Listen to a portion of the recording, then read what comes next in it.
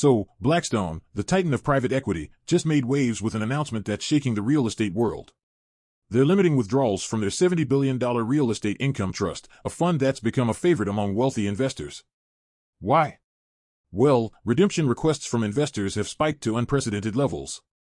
This isn't your average fund, it's essentially a private REIT, meaning it holds real estate assets and distributes income to shareholders, sort of like a mutual fund, but with properties instead of stocks or bonds. But unlike a typical REIT, this one's closed off to the general public. You've got to know someone to even get in. Let's break down what's going on. A REIT, or Real Estate Investment Trust, works by owning properties that generate income, which then gets paid out to investors as dividends.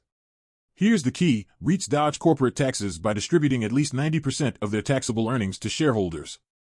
It's a nice setup with major tax benefits, and most REITs are publicly traded, meaning anyone can invest.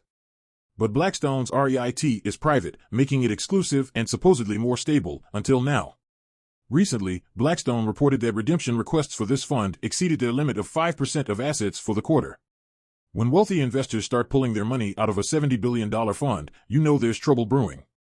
In response, Blackstone set a new cap: only 0.3% of net assets can be withdrawn each month. But instead of calming investors, it had the opposite effect. Shares of Blackstone dropped more than 10% after this news broke, their biggest drop since March. Think about it: when you tell investors they can't touch their money, it's like waving a red flag. To keep up with redemption requests, Blackstone has been offloading some of its high-profile assets, including stakes in the MGM Grand and Mandalay Bay Resort in Las Vegas for a cool $1.27 billion. They're hoping these sales will create enough liquidity to satisfy investors wanting out and avoid further damage to their reputation. But, honestly, this situation is a huge red flag for the entire real estate investment world.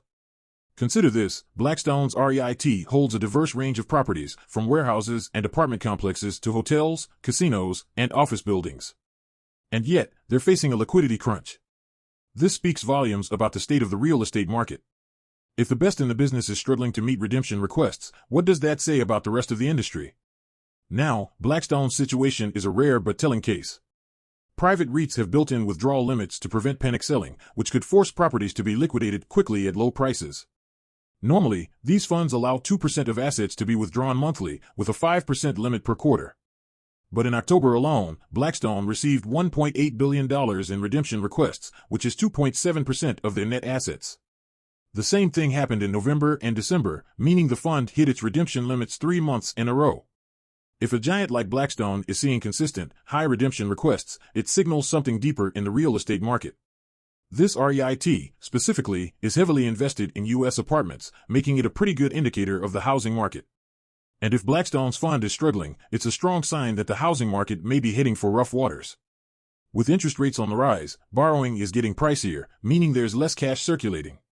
Less cash means lower property values and rents, which could result in a broader industry slowdown. Blackstone's REIT isn't just another real estate fund, it's a barometer for the U.S. housing market. If this flagship fund faces trouble meeting redemptions, that's a warning sign for every real estate investor out there. It points to a market not just cooling down, but possibly hitting a wall. Yet, mainstream news is barely covering it. While everyone's focused on other headlines, FTX, inflation, the Fed, the fact that one of the largest private equity firms is limiting redemptions is a massive red flag for the housing market and the economy. So, what does this mean for investors?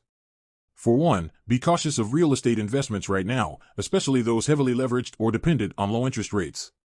When the biggest players are struggling, it's time to pay attention. Real estate might be a long-term game, but in times like these, it's essential to know where the market is headed. If you found this information helpful, make sure to like, comment, and subscribe for more insights on what's really happening in the financial world.